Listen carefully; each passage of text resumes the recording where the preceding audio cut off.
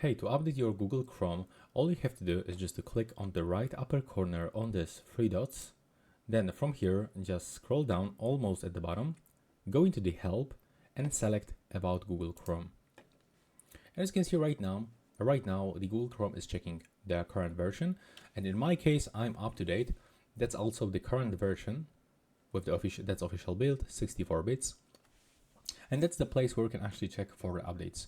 In the most cases, the Google Chrome is updating automatically, so you don't even have to go right here and check for the updates. But if you have any issue on your PC, for example, you are using some old version or not supported version of the Windows or any other operating system, that's the place where you can actually check for the updates.